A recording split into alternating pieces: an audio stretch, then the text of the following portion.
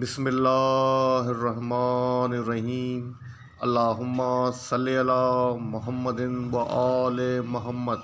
सबसे पहले आप सबको 13 रजब की एडवांस में बहुत बहुत मुबारक हो। मौला की आमद, मौलूद काबा की आमद, काबा के अंदर आप सबको बहुत बहुत मुबारक हो। तो जनाब आज की डेट है 14 फरवरी, डे है Monday. As per routine market का डेली व्यू अपना आपके साथ शेयर करने वाला हूं, जो कि होगा 15 फेब ट्यूसडे के लिए। शुरुआत करते हैं मार्केट की समरी से। आज इंडेक्स ने जो अपनी क्लोजिंग एडजस्ट की है 45,644 के पास किए। इंडेक्स ने जो पॉइंट्स डिक्लाइन किए हैं जनाब 435 पॉइंट इंडेक्स ने डिक्लाइन किए हैं, जो कि बनता है 0.94%। इंडेक्स के अंदर जो आज वॉल्यूम जनरेट हुए हैं 71.85 मिलियंस के वॉल्यूम जनरेट हुए हैं, जो कि अपने 5 डेज़ का एवरेज वॉल्यूम बनता है 97.14 मिलियन, उसके बिलो रहे हैं। वॉल्यूम के अंदर डिक्लाइन है कंटिन्यू। इंडेक्स ने जो आज अपनी ओपनिंग दी थी 46,035 के पास से दी थी, उसके बाद अपना हाई पोस्ट किया है 46,133 का किया है, और अपने जो लो पोस्ट किया है 45,507 का किया है। 571 पॉइंट इसने डिक्लाइन किए हैं, और जो पॉइंट्स गेन किए थे जस्ट 54 पॉइंट इंडेक्स ने गेन किए थे। कंपनीज़ की बात करें 15 कंपनीज अप रही हैं, डाउन रही हैं 74 रही हैं, 11 अनचेंज कंपनीज रही हैं।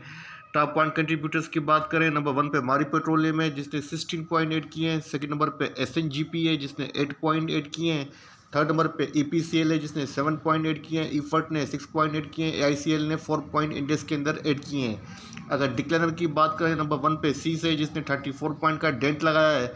उसके बाद FFC है जिसने 32 पॉइंट डिक्लाइन किए हैं। उसके बाद MEBL ने 30 पॉइंट डिक्लाइन किए हैं। लकी सीमेंट ने 26 पॉइंट, DWH ने जनाब 24 पॉइंट डिक्लाइन किए हैं।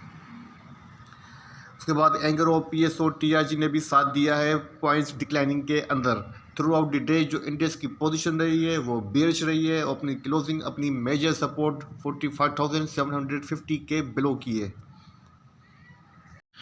अच्छा जनाब, आपके सामने आज के वॉल्यूम डे स्टॉक मौजूद है। नंबर 1 पे WTL है जिसने ₹2.05 के ऊपर अपनी क्लोजिंग एडजस्ट की है। अपनी मेजर सपोर्ट ₹2.10 की जो थी उसको डिक्लाइन करके ब्रेक करके उसके नीचे अपनी क्लोजिंग दी है।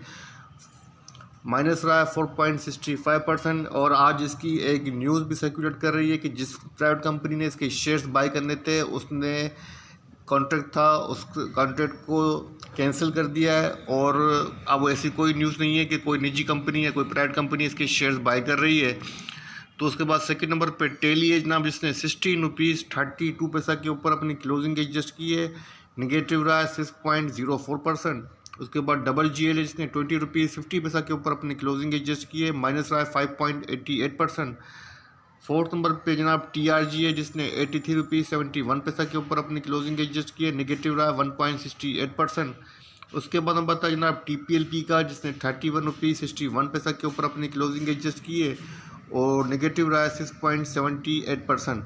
तो तमाम के तमाम वॉल्यूम जो स्टॉक्स हैं जिन्होंने वॉल्यूम जनरेट किया है तमाम के तमाम नेगेटिव रहे हैं, लेकिन सबसे कम जो नेगेटिव रहा है जनाब वो TRG रहा है 1.68 के साथ।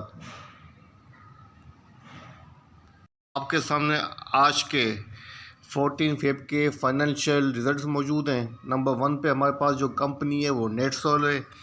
इसकी जो EPS आई है ₹5.78 आई है। डिविडेंड वगैरह नील है। Q2 का ये रिज़ल्ट है। उसके बाद एक कैश जनाब इसकी जो EPS आई है 72 पैसा आई है। डिविडेंड वगैरह नील है। Q2 का ये रिज़ल्ट है। उसके बाद हम बताएं LUL का, इसकी EPS 3 पैसा आई है। Q1 का ये रिज़ल्ट है। तो आज जस्ट ये 3 रिज़ल्ट जो आपके सामने 14 फेब के। अब देखते हैं कोई मेजर इनसाइडर ट्रांजेक्शन हुई है। के सामने आज की इनसाइडर ट्रांजेक्शन मौजूद हैं 14 फेब की। नंबर 1 पे हमारे पास जो कंपनी है वो ANL है, असगर 9। तो इसका जो ट्रांजेक्शन हुई है जनाब गिफ्ट इन हुआ है 1,77,35,883 शेयर्स की ट्रांजेक्शन हुई है। और इसके बाद हम बताएं पैकेजेस का, इसका ट्रेंड बाइंग के ऊपर है। और आज इसके अंदर क्या ट्रांजेक्शन हुई है 1,500 शेयर्स की ट्रांजेक्शन हुई है 448 की प्राइस के ऊपर। इसके बाद हम बताएं जनाब ALNRS का ये ट्रांजेक्शन है 11 फरवरी की। तो आज की ट्रांजेक्शन को यहीं क्लोज करते हैं। सामने टॉप 10 कंपनीज का ओपन इंटरेस्ट डेटा मौजूद है 14 फेब का। यहाँ पर आप देख सकते हैं कि ओपन इंटरेस्ट डेटा की जो ओवरऑल पोजीशन है वो डिक्लाइन हुई है 4.7% और प्राइस भी डिक्लाइन हुई है। इसका मतलब है अनसर्टेन पोजीशन है, शॉर्ट पोजीशन को इंडिकेट नहीं कर रहा है ओपन इंटरेस्ट डेटा। और जिस कंपनी के अंदर मुझे सबसे ज़्यादा चेंज नज़र आ रहा है जनाब वो 15.5% डिक्लाइन हुआ है टेली का, और टेली की प्राइस भी डिक्लाइन हुई है। इसका मतलब अनसर्टेन पोजीशन है हाईली। उसके बाद सेकंड नंबर पे है जनाब 13.5% डिक्लाइन हुआ है डबल जीएल का, डबल जीएल की प्राइस भी डिक्लाइन हुई है। इसका मतलब है हाईली अनसर्टेन पोजीशन है। उसके बाद में बताया टीपीएलपी का जिसका 11.2% डिक्लाइन हुआ है, प्राइस भी डिक्लाइन हुई है, मतलब हाईली अनसर्टेन पोजीशन है। उसके बाद टीआईजी का भी डिक्लाइन हुआ है 5.2%, 3.2%, यूनिटी का भी डिक्लाइन हुआ है। तो मतलब ओपन इंटरेस्ट डेटा जो आज मुझे इंडिकेट कर रहा है, जो मेरी अकल में आ रहा है, जो मुझे समझ में आ रहा है वो ये आ रहा है कि आज कोई शॉर्ट पोजीशन को इंडिकेट नहीं कर रहा है। आपके सामने टॉप 10 कंपनीज है जो कि वॉल्यूम मीटर स्टॉक्स भी है, इसमें टीआरजी भी है आपके सामने टीपीएलपी भी है, डबल जीएल भी है, टेली भी है। काफ़ी अच्छी कंपनीज हैं जो कि वॉल्यूम लीडर स्टॉक्स कंपनीज ही हैं। तो इनकी पोजीशन आपके सामने, इनका ओपन इंटरेस्ट डेटा डिक्लाइन हो रहा है, इंक्रीज नहीं हो रहा है। ठीक है जनाब। जनाब आपके सामने इंडेक्स का डेली चार्ट ओपन है। डेली चार्ट के ऊपर यहाँ पर आप देख सकते हैं कि आज जो पैटर्न बन रहा है 3 इनसाइड डाउन पैटर्न बन रहा है जो कि डाउनवर्ड को इंडिकेट कर रहा है। और आज इंडेक्स ने जनाब अपनी जो मेजर सपोर्ट थी यहाँ पर, जो जैसा कि मैं पहले आपके साथ बता चुका हूँ 45,750 के अराउंड थी, इसको ब्रेक करके इसके नीचे अपनी क्लोजिंग के एडजस्ट किए, जो कि अच्छा साइन नहीं है। और इंडेक्स ने एक अलार्म बजा दिया है डाउनवर्ड का। और अब इंडेक्स के पास जनाब जो सपोर्ट बनती है नेक्स्ट वो यहाँ बनती है 45,378 से लेके 400 के अराउंड, 45,378 से लेके 400 के अराउंड इंडेक्स के पास अब नेक्स्ट सपोर्ट है। और इसके बाद जो इंडेक्स के पास सपोर्ट बनती है ना वो यहाँ बनती है 45,239 से लेके 40 के अराउंड। तो जनाब अब इंडेक्स की पोजीशन थोड़ी सी वीकली बेसिस के ऊपर भी और डेली बेसिस के ऊपर भी थोड़ी सी वीक हुई है। तो अब आपको थोड़ा सा केयरफुल रहना चाहिए, और जब तक इंडेक्स 46,000 को सस्टेन नहीं करे आप बाइंग नहीं कीजिएगा, फ्रेश बाइंग से अवॉइड कीजिएगा। और अगर आप फ्रेश बाइंग करना चाहते हैं तो मेरे हिसाब से यहाँ पर 45,380 से लेके 400 के अराउंड आप ग्रेजुअली बाइंग कर सकते हैं। अदरवाइज़ आपको 46,000 के अबव ही बाइंग करनी चाहिए, तो ये बेहतर रहेगा। वॉल्यूम के अंदर भी डिक्लाइन है, जैसा कि पहले बता चुका हूँ। यहाँ पर ग्राफ के ऊपर भी देख सकते हैं कि वॉल्यूम कंटिन्यू डिक्लाइन हो रहे हैं, जिसकी काफ़ी सारी वजूहत हैं। इन्वेस्टर साइडलाइन के ऊपर भी हैं, क्योंकि आपको पता है कि इंटरनेशनल कंडीशन भी यूक्रेन की वजह से और रूस की रशिया की वजह से भी थोड़ी सी टेंशन है, और ऑयल प्राइस की जंप की वजह से भी थोड़े से इन्वेस्टर जो हैं वो डिक्लाइन है। और पाकिस्तान के पॉलिटिकल साउंड भी जो है वो थोड़ा सा इंक्रीज़ हो रहा है, जिसकी वजह से थोड़ा से मामला गड़बड़ के अंदर हैं, और इन्वेस्टर का जो कॉन्फिडेंट है थोड़ा सा वीक हुआ है, और इन्वेस्टर साइड लाइन के ऊपर हो गए हैं। तो इसलिए वॉल्यूम के अंदर डिक्लाइन नज़र आ रहा है।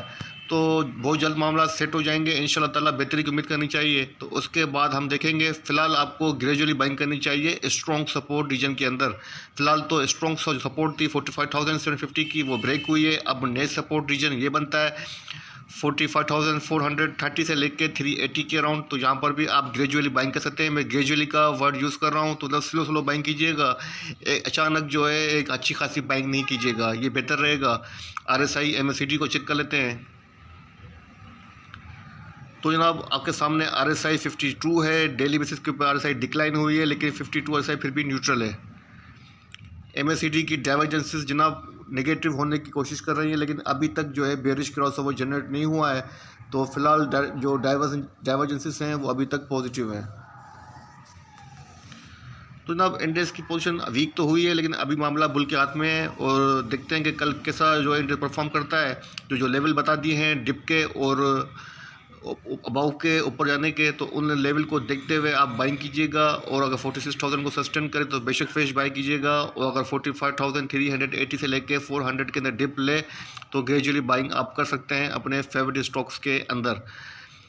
ठीक है जनाब। तो ये था इंडेक्स का छोटा सा व्यू जो आपके साथ शेयर किया है। वीडियो पसंद आए तो लाइक कीजिएगा, दोस्तों के साथ शेयर कीजिएगा। अपने प्यारों का बहुत ख्याल रखिएगा, मुझे अपनी दुआ में देखिएगा। अल्लाह हाफिज़।